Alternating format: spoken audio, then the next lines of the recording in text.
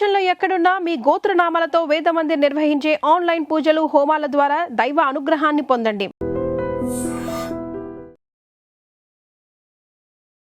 నమస్తే, నేను Kavitha. Welcome to I dream news and నిజాలు. ఇరాన్ మీద అమెరికా ఒకవైపు దాడుల్ని చేస్తూనే మరోవైపు ప్రపంచ దేశాలను భయపెడుతోంది. అది టారిఫ్ల రూపంలో. గతంలో టారిఫ్ల గురించి విపరీతంగా బెదిరించినటువంటి డొనాల్డ్ ట్రంప్ ఇప్పుడు సరికొత్తగా 60 దేశాలను ఈ టారిఫ్ పరిధిలోకి తీసుకొచ్చారు. దానికి ప్రధానమైనటువంటి కారణం ఆ దేశాల్లో తయారవుతున్నటువంటి ఉత్పత్తుల్లో వెట్టి చాకిరీ, బాండెడ్ లేబర్ని వినియోగిస్తున్నారు అని. అయితే భారతదేశానికి ఇందులో ఈ 60 దేశాల జాబితాలో చోటు ఉన్నప్పటికీ కూడా కాస్త ఊరట లభించింది. కేవలం 10% మాత్రమే టారిఫ్ విధిస్తున్నట్టుగా ట్రంప్ అనౌన్స్ చేశారు. యాక్చువల్గా బాండెడ్ లేబర్ ఉందా లేదా అనేది ఎలా చూస్తారు, ట్రంప్కు ఎలా తెలుస్తుంది? మనతో పాటుగా ఉన్నారు సీనియర్ జర్నలిస్ట్ సురేష్ కోచర్లి గారు. సార్ నమస్తే. సో ఒకవైపు ఏమో అక్కడ ట్యాక్స్లు వేస్తాము, లేకుంటే హర్ముజ్ జలసంధి గురించి, ఇరాన్ గురించి అంతా మాట్లాడినటువంటి డొనాల్డ్ ట్రంప్ సడన్గా టారిఫ్ల వైపు ఎందుకు వచ్చారు? కేవలం ఇరాన్ మాత్రమే కాదు, 60 దేశాల గురించి కూడా ఆయన ఎందుకు మాట్లాడుతున్నారు? దీనికన్నా ముందు ఆయన ఫస్ట్ ఒక టారిఫ్ పెట్టారు, మీకు గుర్తుంటుంది. అది వాళ్ళ సుప్రీంకోర్టు కొట్టిపడేశారు. దాని తర్వాత ఆయన కొత్త ఒక టారిఫ్ తీసుకొచ్చారు. దాంట్లో ఆయన మ్యాక్సిమం 10% పెట్టచ్చు, దానికన్నా ఎక్కువ పెట్టారు. అది కూడా 150 రోజులకు ఉంటుంది. ఆ 150 రోజులు 3 రోజుల ముందు పోయింది, ల్యాప్స్ అయిపోయింది. దానికన్నా ముందు కూడా వీళ్ళు ఒక సెక్షన్ 301 అని చెప్పి వీళ్ళ దగ్గర ఒక సెక్షన్ ఉంది అమెరికన్ ట్రేడ్ యాక్ట్లో. దాంట్లో ఏమంటారంటే, మీరు ఫోర్స్డ్ లేబర్ని యూజ్ చేస్తే ఆ ఫోర్స్డ్ లేబర్ తయారు చేసే ప్రోడక్ట్ భారతదేశం లాంటి దేశం కొనుక్కుంటే భారతదేశం మీద టారిఫ్ పెడతాం. లాజిక్ ఏంటంటే, యూఎస్లో ఫర్ ఎగ్జాంపుల్ ఒక టీషర్ట్ తయారు చేశారు, వాళ్ళు చేయరు అనుకోండి, కానీ it take it as an example. T shirt తయారు చేశారు, ఒక $50 దాని విలువ, ఇండియాకు పంపించారు.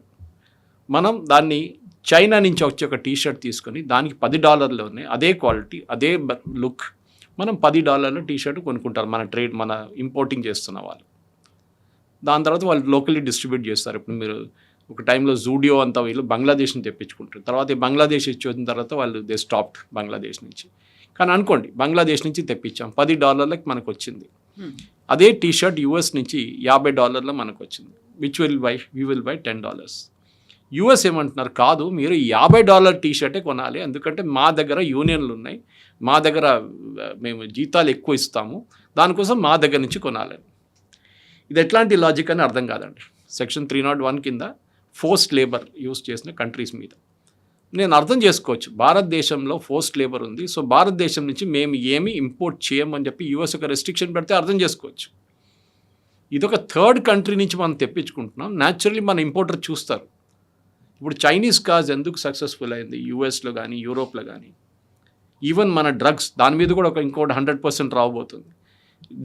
ఎందుకంటే వాళ్ళు ఎంత డ్యూటీ పెట్టినా కానీ US of course to certain limit దాకా, చైనీస్ కార్స్ అప్పుడు కూడా చీప్గా ఉంటుంది. మరి యూఎస్లో ప్రతి గంటకి $10 జీతం ఇస్తే చైనాలో అది $1తో నడిపించుకుంటారు. వాళ్ళకి అక్కడ చాలు, వాళ్ళ కాస్ట్ ఆఫ్ లివింగ్కి that is a good amount. ఎందుకు రోజుకి వాళ్ళకి $10 వస్తుంది, నెలకి $300 వస్తుంది. I'm not saying it's enough, I'm just taking an example అన్నమాట. సో మన దగ్గర కూడా అంతే కదా, మన దగ్గర కూడా తిరుపూర్లో లేకుంటే నోయిడా లాంటి ప్లేస్లో, గుర్గాం ప్లేస్లో కార్లు తయారు చేస్తున్న కానీ మొబైల్ ఫోన్ తయారు చేస్తున్న కంపెనీలు చాలా మటుకు మన దగ్గర ఉన్న even pharma companies are cost are low, because మన జీతం తక్కువ ఉంది, మన కాస్ట్ ఆఫ్ లివింగ్ తక్కువ. అమెరికాలో మీకు దొరికే ఒక ప్రోడక్ట్ ఇక్కడ 1/10 కాస్ట్ ఇక్కడ దొరుకుతుంది మీకు. అది బియ్యం ఉండొచ్చు, కూరగాయలు ఉండొచ్చు, or anything for that matter, daily living కోసం కావాల్సింది. ఇది ప్రాబ్లం. యూఎస్ ఏమంటున్నారు, మేము యూనియన్ ఉంది, మా దగ్గర ప్రొటెక్షన్ ఉంది, మా దగ్గర లేబర్ లాస్ చాలా స్ట్రిక్ట్ ఉంది, సో మీరు మా దగ్గర నుంచి కొనాల్సింది.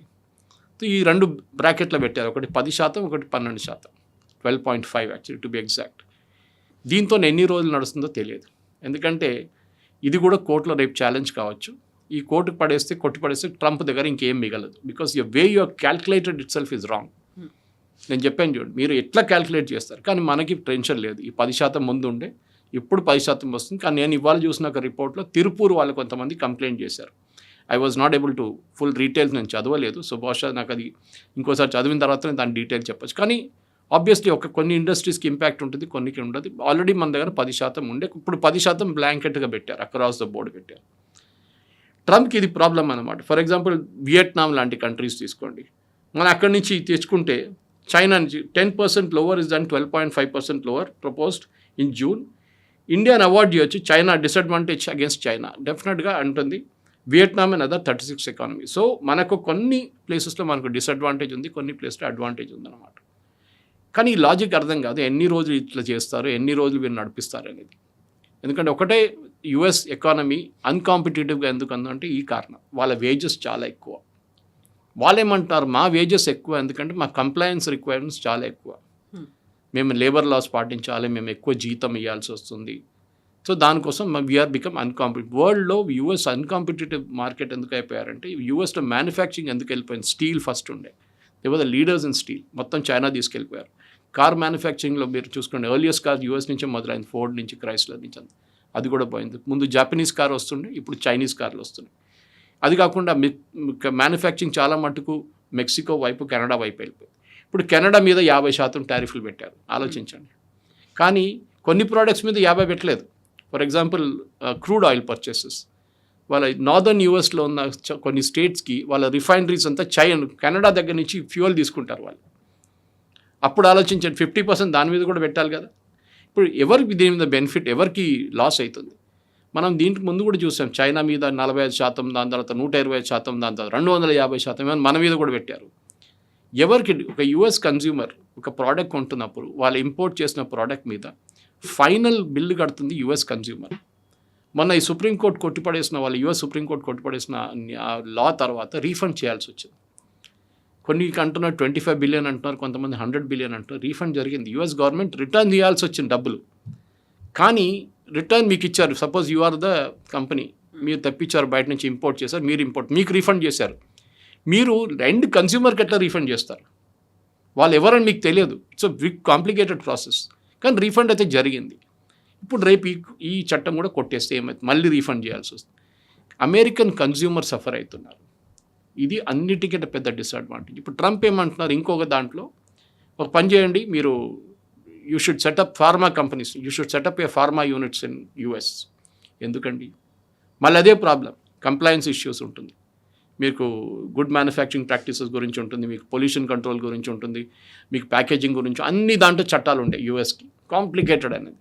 దానికోసం చైనాలో తయారవుతుంది, భారతదేశం తయారవుతుంది. We're the pharmacy capital of the world. కానీ ప్రెసిడెంట్ ట్రంప్ టార్గెట్ వాళ్ళు కాదు. President Trump target European companies, Pfizer లాంటి, గ్లాక్సో లాంటి పెద్ద పెద్ద కంపెనీస్ని చూడండి, వాళ్ళ మీద టార్గెట్ పెడుతున్నారు. ఎందుకంటే వాళ్ళు they are having patented drugs. అది యూఎస్లో చాలా ఎక్స్పెన్సివ్ ఉంటుంది. ఇప్పుడు మన దగ్గర చూడండి, మన దగ్గర వెళ్ళే డ్రగ్స్ మీరు 100% పెట్టిన దట్టు. ఈ రూల్ ఎప్పుడు వస్తుంది? 2028 ఎండ్కి.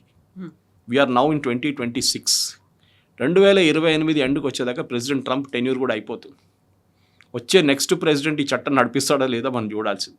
చట్టం పెడితే ఇప్పుడు పెట్టండి, put it immediately from tomorrow on. లేదు, 2 సంవత్సరాలు టైం ఇస్తున్నాం, so that they can shift the factories. కొంచెం రిఫార్మ్స్ అనేవి చేసుకుంటారు. ఏం చేసుకుంటారు నాకు అర్థం కాదు. This is what the problem is వీళ్ళ దగ్గర, ప్రెసిడెంట్ ట్రంప్ దగ్గర. దాన్ని నెక్స్ట్ 200% పెడతాం. ఎప్పుడు? 2029లో. అప్పుడు మీరు ఉండరు, మీ గవర్నమెంట్ ఉండదు, ఇంకెవరో గవర్నమెంట్ వస్తారు. అది maybe it's Republican or Democrat. ఇది ప్రాబ్లం. సో ఎవరు ఇప్పుడు ఒక స్ట్రిప్ ఆఫ్ మెడిసిన్ ఇండియా నుంచి తీసుకుంటే, ఒక పారాసిటమాల్, చాలా తక్కువ రేట్ ఉంటుంది యూఎస్లో.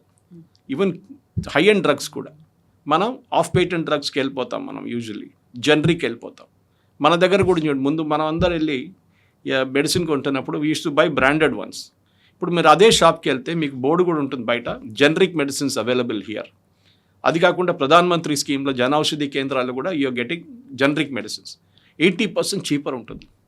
కానీ ఫార్మా కంపెనీస్ ఏమంటారు, అది కొనకండి, మంచిగా ఉండదు. ఏ డ్రగ్ అయినా అమ్ముతున్నప్పుడు ఒక ప్రొసీజర్తో వెళ్ళి డ్రగ్ కంట్రోల్ అథారిటీ నుంచే బయటకు వస్తుంది. అది అప్రూవ్ తర్వాతనే వస్తుంది. There is nothing wrong with generic medicines as long as your brain correct shop నుంచి కొంటున్నారంటే. అమెరికాలో కూడా కన్స్యూమర్స్ చూడండి, వాళ్ళు ఇండియన్ డ్రగ్స్ కానీ వాళ్ళు ఎందుకు తీసుకుంటారు, వాళ్ళకి the cost is very low. అమెరికాలో యూరోప్ నుంచి వచ్చిన కానీ అమెరికాలో తయారు చేసిన డ్రగ్స్ ఆర్ వెరీ ఎక్స్పెన్సివ్. ఇది సేమ్ అమెరికాలో ఉన్న మెడికల్ సిస్టమ్ మనం చెప్తాం, వాళ్ళ medicine is really good, correct. వాళ్ళ హాస్పిటల్స్ కానీ వాళ్ళ health care system is very good. వాళ్ళు 14 నుంచి 16% వాళ్ళ జీడిపిది హెల్త్ కేర్ మీద ఖర్చు పెడతారు. మనం ఖర్చు పెట్టేది 1%, 2% అంతే. సో దట్ ఈస్ వై మన హెల్త్ కేర్ ఇట్లా ఉంది, మన ఉస్మానియా, మన గాంధీ ఇట్లా ఉంది. వాళ్ళ దగ్గర public hospital across the board చాలా బాగుంది. యూరోప్లో కూడా అంతే. అండ్ యూకే లాంటి దేశాల్లో నేషనల్ హెల్త్ సర్వీస్ ఉంది వాళ్ళకి, కంప్లీట్ గవర్నమెంట్ రన్ ఇన్స్టిట్యూషన్స్ అన్నమాట, గవర్నమెంట్ ఫండెడ్. కానీ మన దగ్గర అది నడవదు. మన దగ్గర ఫ్రీబీస్ ఇచ్చుకుంటూ పోయి లాస్ట్ మనకి రోడ్లు కట్టడానికి, హాస్పిటల్ నడిపేయడానికి, స్కూల్ కట్టడానికి డబ్బులు లేవు. We just spend hardly anything on public infrastructure కోసం. ఇప్పుడు ప్రెసిడెంట్ ట్రంప్ చేయబోతున్న ఇది ఇట్స్ బికమ్ ఎ జోక్ నా. ఎందుకంటే డ్రగ్స్ గురించి అసలు ఇండియన్ కంపెనీస్ వరి కాకర్లేదు. ఈవెన్ 100% పెడితే కూడా we'll still be competitive. So ఇప్పుడు ఓన్లీ డ్రగ్స్ కంపెనీ మీదే ఫోకస్ పెట్టారు. అక్కడ జనరిక్ మెడిసిన్స్ అనేది వచ్చింది. జనరిక్ మెడిసిన్స్ అంటే ఎక్కడ నుంచి వాళ్ళు ఇంపోర్ట్ చేసుకుంటున్నారు? ఎక్స్పోర్ట్స్ మీద కూడా ఎఫెక్ట్ ఉంటుందా? ఇది అమెరికా డిపెండెన్స్ వాళ్ళ వైపు నుంచి చాలా మటుకు చాలా ఖర్చులు వాళ్ళు యూరోప్ వైపు నుంచి వాళ్ళకి వస్తుంది. ఓకే, పేటెంట్ డ్రగ్స్ అనమాట, మన ఆఫ్ పేటెంట్కి వెళ్ళిపోతుంది. దీనికన్నా కూడా ఎక్స్ప్లెయిన్ చేశాము. So it is not practical to move operations to US. ఖర్చులు చాలా ఎక్కువ ఉంటుంది, మ్యానుఫ్యాక్చరింగ్ కాస్ట్ ఉంటుంది, అది కాకుండా ఫస్ట్ సెటప్ కాస్ట్ ఉంటుంది. వీళ్ళ కంపెనీలు ఎవరు వెళ్ళరు. ఓకే, ఇప్పుడు చాలా మటుకు ఇండియా కూడా ఏం చేశారంటే ఇనిషియల్ స్టేజెస్ ఇట్లా ప్రాబ్లం వచ్చినప్పుడు మనం షిఫ్ట్ చేసామన్నమాట. సో టారిఫ్ పెట్టినా కానీ ఇప్పుడు డాక్టర్ రెడ్డీస్ వాళ్ళు కూడా అంటున్నారన్నమాట, చీఫ్ ఎగ్జిక్యూటివ్ ఆఫ్ యూఎస్లో ఉన్న డాక్టర్ రెడ్డీస్ వాళ్ళు అంటున్నారు, obviously tariffs are imposed, we will have to raise the prices in US. అంతే, కన్జ్యూమర్ కడతారు ఎండ్ ఆఫ్ ద డే, మాకేం నష్టం లేదు. ఇది కూడా జరిగింది. దీనికన్నా ముందు టారిఫ్ పెట్టినప్పుడు ప్రతి ప్రోడక్ట్ ప్రైస్ పెరిగింది. ఇప్పుడు గ్యాసోలిన్ ప్రైసెస్ పెరిగింది, $4 వెళ్ళిపోతుంది ఈ యుద్ధంతో. దీంతోపాటు అమెరికాలో ఇన్ఫ్లేషన్ పెరిగింది. You is paying end of it. Tariff కడుతుంది మనం కాదు, ఇండియన్ కంపెనీస్ టారిఫ్ కట్టట్లేదు. The importer is paying the tariff. Importer రీటైలర్కి ఇస్తున్నారు, రీటైల్ కన్జ్యూమర్ దగ్గర తీసుకుంటారు. Finally consumer is paying, US consumer. ఇది ఈయన అర్థం చేసుకుంటలేరు. ఈయనకు ఒకటి ఏంటంటే అన్ని యూఎస్కి తీసుకురావాలి, అన్ని యూఎస్ రారు. They will never be competitive. Yes, వాళ్ళకి కొన్ని సెక్టర్స్లో వాళ్ళకి అడ్వాంటేజ్ ఉంది, అది మనం డినై చేయలేము. ఫర్ ఎగ్జాంపుల్ చిప్ మ్యానుఫ్యాక్చరింగ్లో ఎన్విడియా లాంటి companies they are really good. అది కాకుండా ఏఐలో చాలా మటుకు దే అడ్వాన్స్డ్. ఎందుకు? They put a barrier. చైనాకి చిప్స్ అమ్మకూడదు, హై ఎండ్ చిప్స్ అమ్మకూడదు. ఓకే, సో వాళ్ళు they cannot going to, but China is finding another way to do it. భారతదేశం మీద కూడా అట్లనే ఆన్సర్లు పెట్టారు చాలా మటుకు. మనం ఏం చేస్తాం, మనం ఇక్కడి నుంచి తయారు చేయడం మొదలు పెట్టాము. Maybe we'll catch up. ఇప్పుడు ఇమీడియట్ కాకుండా అట్లీస్ట్ 5-10 సంవత్సరాలు we'll catch up with the best. And every year technology మారుతుంది ఎట్లా. సో ప్రెసిడెంట్ ట్రంప్ ఈ ప్రొటెక్షనిస్ట్ మోడ్ తీసుకొచ్చారనుకోండి, ఇది చాలా మటుకు వాళ్ళకే డిసడ్వాంటేజ్ ఉంటుంది, వేరెవరికి కాదు. It be the American consumer. End of the day American consumer మీద, కార్ల మీద ఎట్లా జరిగింది, కార్ మ్యానుఫ్యాక్చరింగ్ ఎందుకు అమెరికా నుంచి మెక్సికోకి కానీ కెనడాకి ఎందుకు వెళ్ళింది, ఎందుకు చైనాకి వెళ్ళింది, ఎందుకు చైనీస్ కార్ ఇప్పుడు కూడా అమెరికాలో అమ్ముకుంటున్నారు. This is the lesson president Trump అర్థం చేసుకోవాలి. టెస్లా ఎందుకు యూఎస్లో చైనాలో అమ్మలేకపోతున్నారు? Because too high cost. ఇది problem. Consumer end of the day quality same ఉంది, ప్రైస్ డిఫరెన్స్ చాలా ఉందంటే ఎవ్రీబడి, ఎవరైనా కానీ అమెరికన్ కన్స్యూమర్ అయినా కానీ లోవర్ కాస్ట్కి వెళ్తారు వాళ్ళు. ఇది అమెరికాలో ఉన్న కన్స్యూమర్ మీద పడుతుంది భారం చాలా మటుకు. వాళ్ళ మీద దీనికన్నా ముందు కూడా పడ్డది. ఇన్ఫ్లేషన్ పెరుగుతుంది, ఆల్రెడీ పెరిగింది కూడా యూఎస్లో చాలా మటుకు. ఇరాన్ మీద అంత పెద్ద ఎత్తున యుద్ధం అనేది జరుగుతుంది. ఇప్పుడు సడన్గా టారిఫ్ల వైపు ఎందుకు వచ్చారో, దాన్ని ఇరాన్ని నేను పట్టించుకోవట్లేదు అనుకుంటున్నారా? అంత సీరియస్ మ్యాటర్ కాదు, మిగతా అవన్నీ కూడా ఇజ్రాయెల్ చూసుకుంటుంది. ఎందుకంటే మధ్యలో సౌదీ అరేబియా వచ్చింది, హౌతీలో వచ్చారు, ఇవన్నీ వచ్చిన తర్వాత అది డైల్యూట్ అయిపోయిందా, దీన్ని డైవర్ట్ చేయాలనుకుంటున్నారా? లేదు, అక్కడొక గొడవ నడుస్తుంది. బాబుల్ మందే బంద్ చేసే ముందు దాకా $90 దాకా వచ్చింది, 91కి వచ్చింది బ్యారెల్కి. ద డే బాబుల్ మందే వాజ్ క్లోజ్డ్, 2 షిప్ల మీద ఫైర్ చేసినా కానీ హూతీలు ఇమ్మీడియట్లీ $100కి వెళ్ళిపోయింది. ఇవాళ పొద్దున Saudi Arabia has reacted to it. వాళ్ళు హూతీల మీద బాంబింగ్ మొదలుపెట్టారు. అది ఎంత ఎఫెక్టివ్ ఉందో లేదో మనకి ఇవాళ సాయంత్రం రేపు పొద్దున తెలుస్తుంది. సౌదీ అరేబియా కంటిన్యూస్గా బాంబింగ్ చేస్తే బాబుల్ మండే ప్రాబ్లం ఉండకపోవచ్చు. ఓకే, అది యూఎస్ అటువైపు స్ట్రైట్ ఆఫ్ హార్మోస్ని ఓపెన్ చేయడానికి పెట్టుకున్నారు. వాళ్ళు అన్నారు ఇరాన్ ఒక్క షిప్ మీద కొడితే మేము ఇరాన్లో ఒక పవర్ ప్లాంట్ మీద కొడతాం. సో ఆ థ్రెట్ కూడా అక్కడ నడుస్తుంది. కానీ ప్రాబ్లం ఎక్కడ వస్తుంది కవిత గారు, మీరు అడిగింది ఇది ఒక అటెన్షన్ డైవర్షన్ కాదు. ఇది జరిగిందంటే ఈ 10% పోయింది, ల్యాప్స్ అయింది. దీనికన్నా ముందే వీళ్ళు చెప్పారు 301లో మేము ఇన్వెస్టిగేట్ చేస్తున్నాం, ప్రతి యూఎస్ బార్డర్ కంట్రోల్ పోస్ట్ కూడా చెక్ చేస్తున్నారు. బార్డర్ కంట్రోల్ పోస్ట్లో యూఎస్లో ఏదైనా ప్రోడక్ట్ వచ్చినా వాళ్ళకి డౌట్ వస్తే they will check back with US trade representative. ఇప్పుడు గానా నుంచి వచ్చింది అనుకోండి, వాళ్ళు గానా దగ్గర చెక్ చేస్తారు. మన మయన్మార్ గురించి మాట్లాడారు, మయన్మార్ నుంచి ఏదో వచ్చింది, మలేషియా నుంచి వచ్చిన ఒక ప్రోడక్ట్ గురించి చెప్పారు. మలేషియా నుంచి వచ్చింది, వీళ్ళకి డౌట్ వచ్చిందంట ఇదేంటి ఇంత తక్కువ రేట్ ఉందని. ఇమీడియట్లీ యూఎస్ కాన్సులర్ చెక్ చేశారు, వాళ్ళు వెళ్ళి అక్కడ చెక్ చేశారు, అక్కడ జీతం చాలా తక్కువ ఇస్తున్నారు, వాళ్ళని 12 గంటల పని చేపిస్తున్నారు వాళ్ళతోని. సో ఇమీడియట్లీ వాళ్ళ మీద సెక్షన్ 301 మలేషియా మీద వేసేశారు 12%. సో ఈ ప్రెసిడెంట్ ట్రంప్ ఎందుకు చేస్తున్నారంటే ఈ ఉన్న చట్టం పోయింది, కొత్త చట్టం లేకుండా మళ్ళీ 0కి వెళ్ళిపోతుంది. జీరోకి వెళ్ళకూడదు, 10% మినిమం ఉండాలి. ఆయన మ్యాక్సిమం 10 పెట్టచ్చు, 12.5 పెట్టచ్చు అండ్ 301 ఆల్సో. సో సెక్షన్ 301 కింద ఆయన ఇప్పుడు పెట్టింది 12%, 12.5 లేకుంటే 10. మనం 10లో ఉన్నాం, 10 బ్రాకెట్లో ఉన్నాం, 10% బ్రాకెట్లో ఉన్నాం. సో ఇది అటెన్షన్ డైవర్షన్ కాదు, ఇట్ ఇస్ ప్యూర్లీ ఒక చట్టం ల్యాప్స్ అయిపోయింది, ఇంకో చట్టం తీసుకొచ్చారు. రేపు ఇది కూడా సుప్రీంకోర్టు కొట్టిపడేస్తే యూఎస్ సుప్రీంకోర్టు ఏం చేస్తారు ప్రెసిడెంట్? ఆయనకి ఇంకా ఆప్షన్స్ లేవు, ఇక మళ్ళీ ఇంకా కొత్త టారిఫ్లు ఎక్కడి నుంచి తీసుకొస్తారు? So once and for all US అర్థం చేసుకోవాల్సింది ఏంటంటే దే ఆర్ అన్కాంపిటేటివ్. మన హైదరాబాద్లో ఇంతమంది జీసీసీ 422 జీసీసీ ఉన్నాయి మన దగ్గర. ఎందుకు? దీంట్లో మెజారిటీ యూఎస్ కంపెనీస్ ఉన్నారు.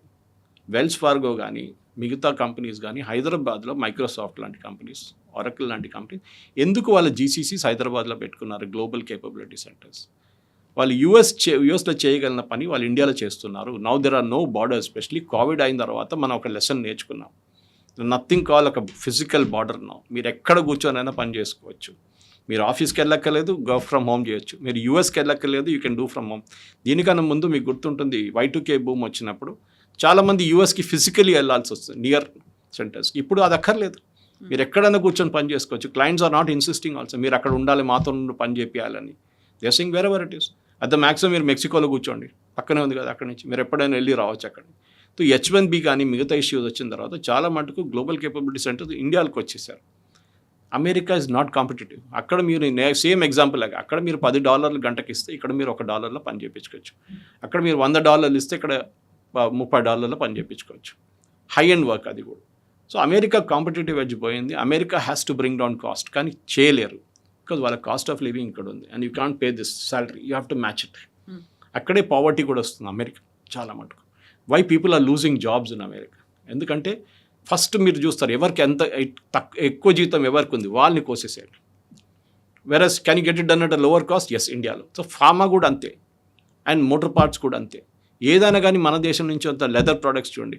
ప్రెసిడెంట్ ట్రంప్ ఒకసారి చెప్పారు, మేము అండర్వేర్స్ అండ్ బనియన్స్ తయారు చేయము, మా బిజినెస్ అది కాదని.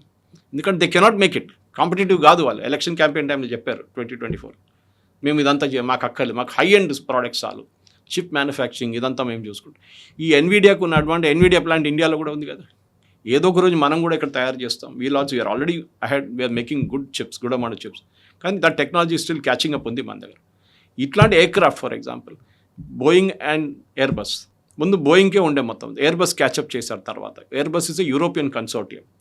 ఇప్పుడు మనం కావాలంటే యూఎస్కి వెళ్ళక్కర్లేదు, మన మీద టారిఫ్ మీరు పెట్టారు కదా, okay very good, we will now order from Airbus. ఇప్పుడు ఏం చేస్తారు మీరు? ఇంజిన్స్ మేము ఆర్డర్ చేస్తాం, we will order from European companies. మేము ప్రాట్ అండ్ వీటిని అక్కర్లేదు, మాకు GE అక్కర్లేదు, మేము అక్కడి నుంచి ఇంజిన్స్ ఆర్డర్ చేసుకుంటాం ఎయిర్క్రాఫ్ట్.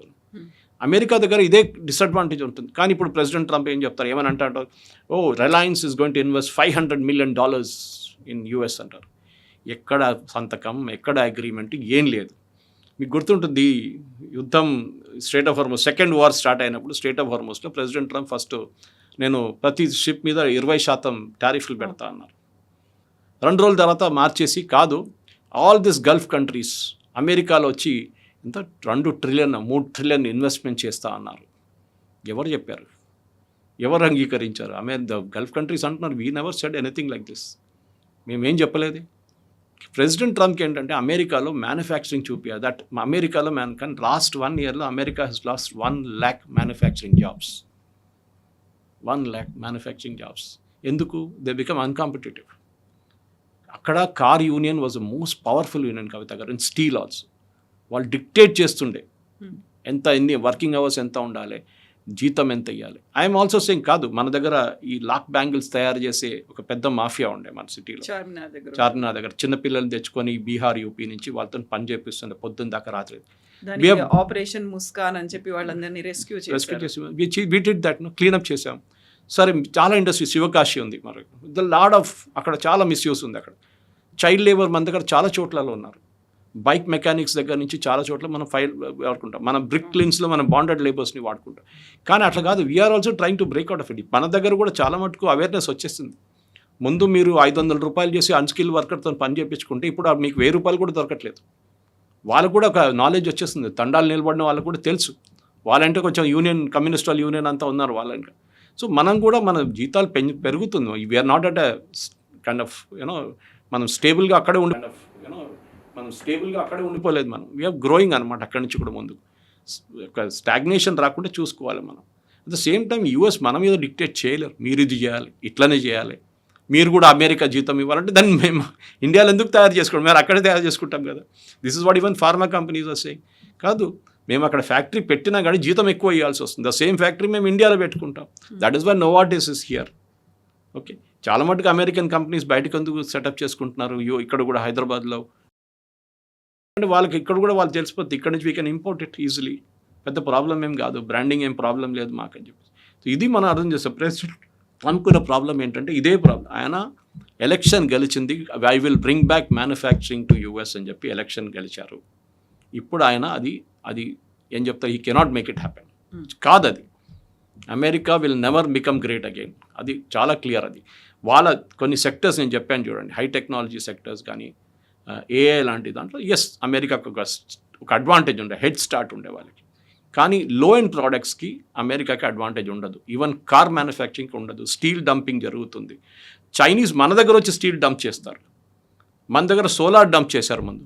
ఇప్పుడు యూఎస్ఏ మన దగ్గర నుంచి వెళ్తున్న సోలార్ని వాళ్ళు టారిఫ్ పెట్టారు దాని మీద. So every country will do it. Anti dumping ప్రతి దేశం చేస్తారు. కానీ మీ దగ్గర ప్రాబ్లమ్స్, ఇంటర్నల్ ప్రాబ్లమ్స్ ఉంది, అది మీరు ముందు సార్ట్అవుట్ చేసుకోండి. Ask only one simple question, మన దగ్గర అంటే యూఎస్లో ఇంత ఎక్కువ జీతాలు ఎందుకు ఇవ్వాల్సి వస్తుంది, వైఆర్వి కాంపిటింగ్, ఒక మెడిసిన్ ఇండియాలో తయారు చేసే మెడిసిన్ యూఎస్లో తయారు చేసే మెడిసిన్కి ఇంత డిఫరెన్స్ ఎందుకు వస్తుంది, క్వాలిటీ ఈజ్ సేమ్. ఓకే, ఎందుకంటే మీ వాళ్ళు వచ్చి చెక్ చేస్తారు, యూఎస్ ఎఫ్డిఐ ఇక్కడ వచ్చి మన వైపు షామీర్పేట్ కానీ మన జినామ్ వ్యాలీ కానీ ఐసిఐసిఐ నాలెడ్జ్ పార్క్లో కానీ ఎక్కడైనా ఐడియా బొలారంలో కానీ వెళ్ళి చెక్ చేస్తారు వాళ్ళు. They check everything, good manufacturing ప్రాక్టీసెస్లో. అప్పుడు ఏ ప్రాబ్లం లేదు వాళ్ళకి. ఉంటుంది ఒక్కొక్కసారి 3-4 కామెంట్లు పెట్టి వెళ్ళిపోతారు వాళ్ళు, you have to sort out this అని చెప్పి. అది చేస్తారు కూడా మన వాళ్ళు, ఎందుకంటే you're importing the drug to US. వాళ్ళంటారు ఇక్కడ సేఫ్టీ మొత్తం క్లీన్ ఉంటేనే మేము తీసుకుంటాం మీ దగ్గర నుంచి. అలా చాలా ఉన్నాయి. ఫర్ ఎగ్జాంపుల్ మ్యాంగోస్, కొన్నిసార్లు ఈసారి వెళ్ళిన మ్యాంగోస్ అనుకుంటాను కొన్ని ప్రాబ్లమ్స్ వచ్చింది. ఇక్కడ మనం సర్టిఫై చేసి పంపిస్తాం. యూఎస్ గవర్నమెంట్ పెట్టిన కొన్ని ఏజెన్సీస్ ఉన్నాయి ఇండియాలో, వాళ్ళు సర్టిఫై చేసిన తర్వాతనే ఆ మ్యాంగో చెక్ చేసిన తర్వాత మనం ఎక్కిస్తాం. కానీ అప్పుడు కూడా ఏదో అక్కడ వెళ్ళినప్పుడు ప్రాబ్లం అయిపోతుంది. ఇప్పుడు మీరు ఆస్ట్రేలియాకి వెళ్తే you cannot take certain kind of seeds. Okay, అది వాళ్ళకి ప్రాబ్లం ఉంది. సో వాళ్ళకున్న ప్రాబ్లం వాళ్ళకు ఉండొచ్చు, కానీ they are protecting their industry, అంతే, ఇంకేం లేదు. సో మనం ఇక్కడ నుంచి కరివేపాకు తీసుకొని ఆస్ట్రేలియాకి వెళ్ళట్లేదు మనం, ఆర్ యూఎస్కి, అక్కడ దొరుకుతుంది మీకు. కానీ problem is in terms of manufacturing high ఎండ్కి వెళ్ళినప్పుడు అమెరికాకి అడ్వాంటేజ్ ఉంది. టీ షర్ట్ కానీ షూస్ కానీ ఇదంతా ఉంటే వాళ్ళకి మలేషియా చూడండి, థాయిలాండ్ చూడండి, వియట్నాం చూడండి, హ్యూజ్ ఇండస్ట్రీస్ వాళ్ళు. అండ్ వాళ్ళు ఎక్కడ వైపు పుష్ చేస్తున్నారు, యూఎస్ వైపు. అండ్ ఈ కంపెనీలు ఎవరిది, ఇదంతా చైనీస్ కంపెనీస్. కానీ చైనా వాళ్ళ పేరు పెడితే అమెరికాలో రానియరు వాళ్ళని. సో ఏం చేస్తారు, వాళ్ళు థాయిలాండ్లో పెడతారు, వియట్నాంలో పెడతారు, వాళ్ళు ఉన్నాయి, చాలా పెద్ద పెద్ద కంపెనీస్ ఉన్నాయి అక్కడ. కంబోడియాలో పెడతారు, అక్కడ నుంచి made in Cambodia, made in Thailand, made in Malaysia, made in Indonesia అని చెప్పి they will export it to US and Europe. అప్పుడు ఏం ప్రాబ్లం ఉండదు. మెయిన్ ఇన్ చైనా అనగానే ప్రెసిడెంట్ ట్రంప్ ఏమో 250% అంటారు. కానీ ఇప్పుడు చూడండి, చైనా ఏం చేశారు, నిన్న EU వాళ్ళ మీద టారిఫ్లు పెట్టారు, రష్యాని సపోర్ట్ చేస్తున్నారని చెప్పి. చైనా ఏం చేస్తారు, సరే యూరోప్ నుంచి వచ్చే ప్రతి దాని మీద మేము కూడా టారిఫ్ పెడతా అన్నారు. ఎవరు ఎఫెక్ట్ అయింది ఇప్పుడు, రష్యా పక్కన కూర్చొని నవ్వుతున్నారు. ఇంపాక్ట్ అయింది యూరోపియన్ కంపెనీస్కి. చైనాకి ప్రాబ్లం లేదు, చైనా ఇంకో దేశాన్ని పంపిస్తారు రేపు. వాళ్ళ మార్కెట్ ఆఫ్రికాలో కూడా వాళ్ళకి చాలా పెద్ద మార్కెట్ ఉంది, వాళ్ళకి ఏషియాలో పెద్ద మార్కెట్ ఉంది, వాళ్ళు అక్కడ అమ్ముకుంటారు. Europe will suffer. మీ $100 పెట్టి ఒక ప్రోడక్ట్ ఇప్పుడు మీరు ఇంపోర్ట్ చేస్తే మీరు లోకల్గా తయారు చేయాల్సి వస్తుంది, దానికి $2,000 వస్తుంది కాస్ట్, యూరోనో డాలర్నో ఏదైనా కానివ్వండి. That is where it's industry will suffer. ఇప్పుడు వరల్డ్ ఇస్ బార్డర్లెస్, మీరు ఎక్కడ కావాలంటే తయారు చేసుకోవచ్చు. అది main thing is cost advantage ఎవరు ఉంటుందో, మీరైనా నేనైనా కానీ, కూరగాయలు కొనేటప్పుడు కానీ, కారు కొనేటప్పుడు కానీ, టీవీ కొనేటప్పుడు కానీ, ఏసీ కొనేటప్పుడు we look at only the cost. Of course quality కూడా చూస్తాం మనం, దాని తర్వాతనే మేము కొంటాం. But if the cost is drastically different, మనం ఎప్పుడైనా డెఫినెట్లీ మనం లోవర్ కాస్ట్కి వెళ్ళిపోతాము. సో ఇప్పుడు ఆ బిల్లు ల్యాప్స్ అవ్వకుండా ఉండడానికి మళ్ళీ ఒక రెన్యువల్ లాగా మళ్ళీ రివైవ్ చేసి పెడుతున్నారు అనుకుంటే 10% అండ్ 12.5% టారిఫ్ అనేది పెడుతున్నారు అంటే, ఇప్పుడు మీరు ఒక మాట చెప్పారు, మళ్ళీ దాన్ని ఒక మేక్ అమెరికా గ్రేట్ అగైన్ అంటే అక్కడ ఇండస్ట్రీస్ రావాల్సినటువంటి అవసరం ఉంది. ఇప్పుడు అది జరగట్లేదు, బట్ టారిఫ్లు పెట్టడం వల్ల వచ్చేటువంటి లాభం ఏంటి అనేటువంటి క్వశ్చన్ ఉంది కదా. అడుగుతున్నారు అమెరికన్ కామెంటేటర్స్. నేను వాళ్ళ I think I saw it on CNN only. వాళ్ళు అడుగుతున్నారు ఇదే ప్రశ్న. మన కన్జ్యూమర్ పే చేస్తున్నారు tariff. It is not the China or India or Malaysia. మన కన్జ్యూమర్ పే చేస్తుంది. మీరు 10% పెట్టింది వాళ్ళు డైరెక్ట్ కన్జ్యూమర్కి పాస్ ఆన్ చేస్తున్నారు. వాళ్ళు ఆల్రెడీ ఇన్ఫ్లేషన్తో వాళ్ళు బతకలేకపోతున్నారు. గ్యాసోలిన్ ప్రైసెస్ పెరిగింది పంప్లో, అది వాళ్ళు చూసుకుంటున్నారు. ఫుల్ ట్యాంక్ కొట్టాలంటే ఎంత అయితే వాళ్ళకి డిఫరెన్స్ తెలిసిపోతుంది. ఇప్పుడు దాని మీద మీరు తీసుకొచ్చి మళ్ళీ 10% పెట్టండి, తగ్గించడానికి ట్రై చేయండి. నో, అమెరికాలో తయారు చేయాలి, చెయ్యరు. They will not do it. Because ఈ 10% కాదు, వాళ్ళకి ఇంకో 50% ఎక్కువ పెట్టాల్సి వస్తుంది అమెరికాలో పెట్టుబడి పెట్టాలంటే. Wages is the main issue in America, and that is the reason America, even Europe కూడా అంతే అండి Kavitha garu. Europe is become uncompetitive because of that. Germany is a dying nation ఇప్పుడు ఎకానమీ వైజ్. వాళ్ళు ఎందుకు ఇమిగ్రెంట్స్ని తీసుకుంటున్నారు? మనం ఎప్పుడు అనుకుంటాం వీళ్ళు ఆఫ్రికా నుంచి, మిగతా దేశాల నుంచి, ఆఫ్ఘనిస్తాన్ నుంచి, ఇరాన్ నుంచి, ఇరాక్ నుంచి, మన సిరియా నుంచి ఎందుకు తీసుకుంటున్నారు పాపులేషన్ని, మైగ్రేషన్? బికాస్ వాళ్ళకి అక్కడ ఉన్న పాపులేషన్ సరిపోవట్లేదు. This nobody to buy the products. తయారు చేయడానికి ఎవరు లేరు. ఇప్పుడు యూఎస్లో చూడండి, మీరు ఫస్ట్ మెక్సికో వ్యతిరేకంగా మీరు టారిఫ్లు పెట్టినప్పుడు, దాని తర్వాత వాళ్ళ బార్డర్ క్రాసింగ్ క్లోజ్ చేసినప్పుడు ఏమైంది? అమెరికన్ అగ్రికల్చర్లో వాళ్ళ స్ట్రాబెరీస్ తీయడానికి మనుషులు దొరకట్లేదు వాళ్ళ దగ్గర, ప్యాకింగ్ చేయడానికి దొరకట్లేదు వాళ్ళ దగ్గర ఫార్మర్స్కి. మొత్తం అక్కడ ఫీల్డ్లో పడిపోయింది అది. సో మీకు మ్యాన్ పవర్ కూడా కావాలి మీరు, అండ్ లో కాస్ట్ మ్యాన్ పవర్ కావాలి. అదే యూరోప్ చేస్తున్నారు చాలా స్మార్ట్గా. లో కాస్ట్ మ్యాన్ పవర్ తెచ్చుకుంటున్నారు, వాళ్ళకి జీతం ఇస్తారు, వాళ్ళకి ఆ జీతం ఖర్చు పెడతారు, ఎకానమీ పెరుగుతుంది. That is what the strategy యూరోప్లో. ఇప్పుడు మనం అనుకుంటాం ఏం పిచ్చోల్లా వీళ్ళందరూ తీసుకుంటున్నారు. ప్రెసిడెంట్ ట్రంప్ అన్నారు you will become another mad house అన్నారు. కరెక్టే, UK has become like that. కానీ కొన్ని దేశాలు చాలా స్మార్ట్గా వాళ్ళు ఏం చేస్తున్నారు, ఒక రెస్ట్రిక్టివ్ పాపులేషన్ పెడుతున్నారు. మా దగ్గర అన్స్కిల్ లేబరర్స్ లేరు. అన్స్కిల్ లేబరర్స్ సుడాన్ నుంచో ఏం చెప్తారు, లిబియా నుంచో, ఇరాక్ నుంచో తెచ్చుకుంటున్నారు వాళ్ళు. అంటే వీళ్ళకి they call themselves as refugees. వాళ్ళకి రెఫ్యూజీ ఇచ్చి సిటిజన్షిప్ ఇచ్చి పెట్టుకుంటున్నారు. వాళ్ళు లో ఎండ్ జాబ్స్ చేస్తారు. దాంతో వాళ్ళ economy will pick up. Economy pick up అయితే మళ్ళీ వాళ్ళ జీడిపి పికప్ అయిపోతుంది. దట్ ఈస్ వాట్ యూరోపియన్ దేశాలు చేస్తాయి. అమెరికా కూడా చేయాలంటే, కానీ ప్రెసిడెంట్ ట్రంప్ నేను ఒక్కని రాని అని ఇక్కడ ఉన్న వాళ్ళని కూడా పంపించేస్తా అని చెప్పి గ్రీన్ కార్డ్ క్యాన్సిల్ చేసేస్తా, స్టూడెంట్స్ని ఓన్లీ 4 years అంటే 4 years, దాని తర్వాత వాళ్ళు వెళ్ళిపోవాలి. దాన్ని చెప్పినప్పుడు న్యాచురల్లీ అమెరికాలో కాలేజ్ అడ్మిషన్స్ పడిపోయింది. ఎవరికి నష్టం? అక్కడున్న కాలేజీలు బంద్ అవుతుంది. Europe advantage, Australia advantage, Canada advantage తీసుకుంటున్నారు దాన్ని. సో భారతదేశానికి ఓకేనా 10%? మనకి అబ్సల్యూట్లీ నో రీజన్. మనకి ఏది లేదు. తిరుపూర్ ఒకటే నేను వాళ్ళు చూసాను చెప్పాను చూడండి. I lot just read that article once more, ఎందుకు కదని. కానీ అంత మేజర్ డిఫరెన్స్ ఏమి ఉండదు. మనకు బంగ్లాదేశ్తో అంటే ఈ టెక్స్టైల్స్ మనకు ఒకటే కాంపిటీషన్ ఉంది, బంగ్లాదేశ్ మెయిన్లీ. కొంత మటుకు వియట్నాం ఉంది, థాయిలాండ్ కూడా ఉన్నారు. ఈ 3-4 దేశాలతో మనకు కాంపిటీషన్ ఉంది. Maybe there is a disadvantage, మనం చూడాలి. కానీ మన ఆల్రెడీ యూఎస్తోని మనం ట్రేడ్ డీల్ సైన్ చేయాల్సింది. ఆ ట్రేడ్ డీల్ సైన్ చేస్తే 10% ఉంటుందో లేదో అని చూడాల్సి వస్తుంది. Or it's over and above the trade deal అంటే మళ్ళీ ఎందుకు ట్రేడ్ డీల్? మనకు అక్కర్లేదు ట్రేడ్ డీల్, ఇట్లనే నడిపించుకుంటాం మనం అని చెప్పాలి యూఎస్కి. ఇది యూరోప్తో అదే జరిగింది కదా. ట్రేడ్ డీల్ సైన్ చేసిన తర్వాత మేము 50% పెడతాం అంటున్నాను ట్రంప్. ఎందుకు మీరు నా మాట వినలేదు, స్ట్రేట్ ఆఫ్ హార్మూజ్లో రాలేదు, మీ మీద 50%. ఆయనకి ఒక స్టెబిలిటీ లేదు, మెంటల్ స్టెబిలిటీ లేదు. ఒకరోజు పిల్లి తెల్లదంటాడు, నెక్స్ట్ డే నల్లదంటాడు. అదే ప్రాబ్లం అనమాట president Trump. Yes, sir. Thank you, sir. Thank you. Thank you.